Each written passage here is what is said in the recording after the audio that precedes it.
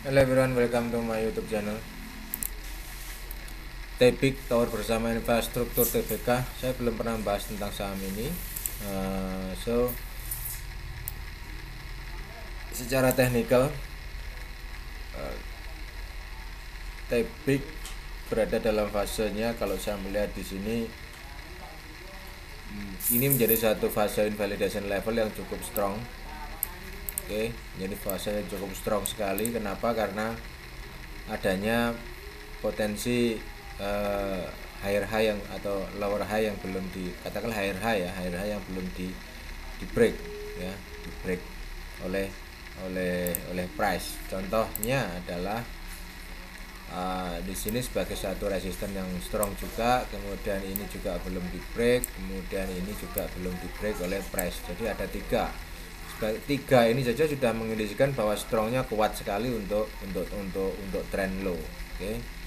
Kemudian juga di sini ada resisten ya, kemudian di sini juga ada resisten, dan di sini juga ada resisten ya, yang mana resisten ini belum pernah bisa di break oleh harga setelahnya ya. Setelahnya dia tidak bisa di break, jadi masih continue another lower. Ini yang menjadi satu indikasi bahwa trennya memang dalam fase masih dalam fase downtrend. Oke, secara technically seperti itu. Nah, tetapi perlu dilihat juga minimum target, karena di sini ada divergence. Saya melihat di sini ada divergence yang cukup strong sekali, maka saya berasumsi bahwa ini adalah wave. Kalaupun ini adalah wave 3, ini adalah wave 5. Oke. Karena ada potensi divergence di area ini. This one. Ya, divergence-nya saya melihat ini semacam divergence akut lah katakanlah, karena memang cukup dalam sekali untuk divergennya di sini ya. Jadi di sini 3, di sini 5. Itulah yang menjadi alasan kenapa sekarang fasenya adalah kita akan mencari fase korektif. Fase korektif banyak macamnya. Oke, banyak macamnya fase korektif itu. Ini adalah fase korektif ya. ABC, kemudian WXY, ini adalah fase korektif ya, ABC dan WXY. ABC ini macamnya banyak. Di dalam ABC ada fase korektif impuls juga. Di dalam WXY pun juga ada impuls, tapi sangat jarang, rata-rata 3 swing saja. Tapi kalau ABC ini pasti ada, rata-rata mesti ada impuls, fase impuls mesti ada ya. Ini perlu dilihat. Nah, sekarang saya melihat adanya fase di sini, ini melihat adalah fase WXY. Setelah sampai di peaknya di harga ini, WXY sampai di harga ini. Nah, ini adalah Y-nya. Kenapa Y? Karena price sudah break dari previous low sebelumnya. Oke. Kemudian WXY ini masih bisa continue lagi menjadi WXY di higher degree. W di sini X, kemudian Y lagi, kita mencari Y leg-nya lebih tinggi lagi. Nah, saya bisa kasih warna, mungkin warna ini ya. Nah, jadi ada dua color ya, di higher degree maupun di lower degree. Nah, sementara untuk yang di higher degree ini, targeting area yang akan dicapai oleh price adalah di 2500 atau 2300 ya.